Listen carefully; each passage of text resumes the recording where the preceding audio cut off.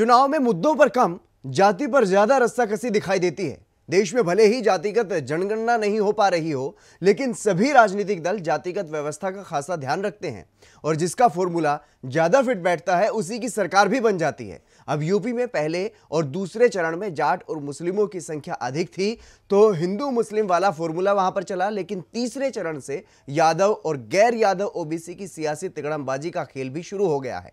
इस रिपोर्ट में आप देखिए।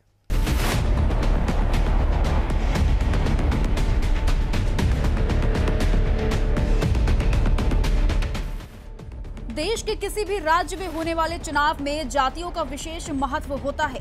भले ही देश में जातीय जनगणना की मांग जोरों पर है, लेकिन पिछले लंबे समय से अभी तक जातीय जनगणना नहीं हुई। लेकिन फिर भी राजनीतिक दल जातीय समीकरण साधने की जुगत में लगे रहते हैं। यूपी चुनाव में इसका उदाहरण देखा जा सकता है। सियासी पंडितों का दावा है कि यूपी में जितनी भी पिछड़ी जातियां हैं, उनमें यादवों और कुर्मियों की तादाद ज्यादा है।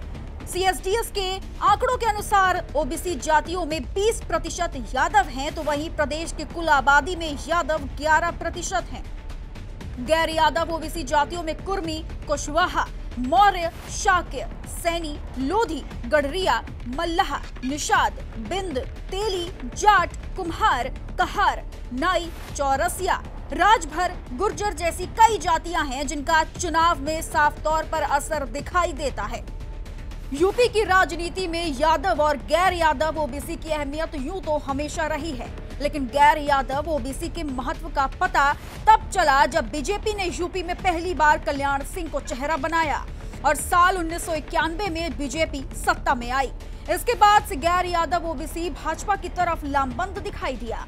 इसके बाद यूपी में कई बार बीजेपी की सरकार आई। साल 2014, 2017 और 2019 में भी इसका फायदा बीजेपी को मिला, लेकिन इस बार सपा अध्यक्ष अखिलेश यादव ने बीजेपी के खिलाफ उनका ही फॉर्मूला अपनाया है। बीजेपी को एक रंगी बताकर खुद के गठबंधन को बहुरंगी बना लिया है।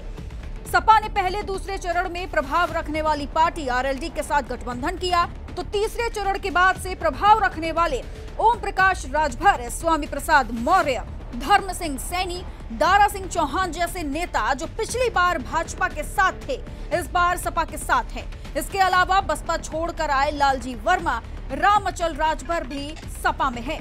सपा के प्रदेश अध्यक्ष नरेश उत्तम पटेल भी गैर यादव ओबीसी चेहरा हैं, जो इस चुनाव में अहम भूमिका निभा रहे हैं। इस तरह सपा ने इस बार यादव और गैर यादव नेताओं को एकजुट किया है। तो वहीं बीजेपी के पास से कई बड़े गैर यादव ओबीसी नेता चले गए हैं, लेकिन चेहरों की अब भी कोई कमी नहीं है। इनके जरिए एक बार फिर गैर यादव वोटरों को लुभाने की कोशिश में है। पीएम नरेंद्र मोदी खुद एक बड़ा चेहरा है। इसके अलावा उप मुख्यमंत्री केशव प्रसाद मौर्य, प्रदेश अध्यक्ष स्वतंत्र देव सिंह, पूर्व केंद्रीय मंत्री संतोष गंगवार, संजीव बालियान, अनिल राजभर, मुकुट बिहारी वर्मा और लक्ष्मी नारायण चौधरी समेत कई ओबीसी नेता हैं। हालांकि मतदाता इस बार पहले के मुकाबले ज्यादा जागरूक दिखाई दे रहे हैं। किसी भी दल का खुलकर विरोध या समर्थन करने की बजाय वोट की चोट और वोट का समर्थन देने में ज्यादा भरोसा करते हुए दिखाई दे रहे हैं। इस बार चुनाव दिलचस्प मोड़ पर है। कोई भी ये कहने की स्थिति में नहीं है कि किस दल को पूर्ण बहुमत मिल सकता है। Bureau report, R9 news.